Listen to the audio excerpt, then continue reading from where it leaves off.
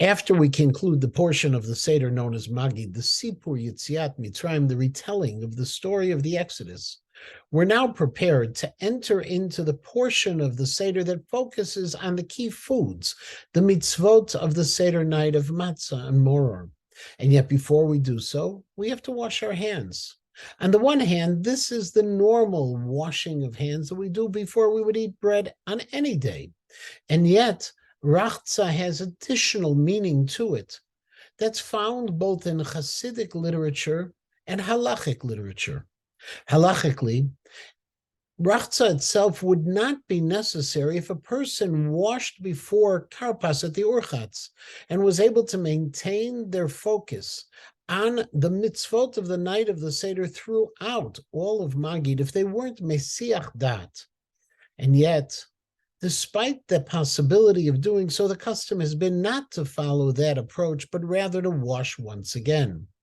However, from a more Hasidic approach, we find a number of thoughts surrounding this section of the Seder known as Rachtza. The first comes from Rav Yosef Tzvi Rimon, who points out that the beginning of the process of the Seder, the beginning of the Kedusha of the Seder began with Urchatz, with the initial washing. But after we fulfilled all of the spiritual requirements, have told the story of Yetziat Mitzrayim, we now face a new challenge, and that is to sanctify the physical, to make sure that the mitzvot of Achilah, the commandments that surround the eating, also have an element of Kedusha to them, and therefore we wash once again.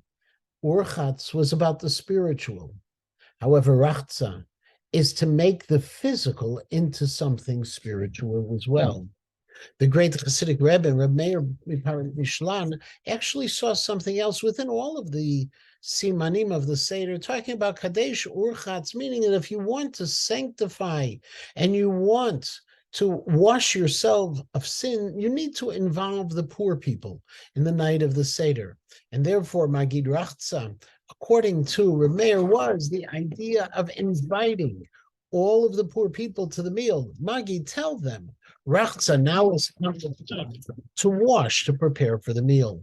Whereas Rav Kook, in a most sublime essay that he wrote about Rachtza itself, explained that when it came to the initial washing, it was Kadesh Urchatz. It wasn't a washing that was independent of another act, but rather it was tied to the words of Kedusha that we say at the beginning of Kiddush.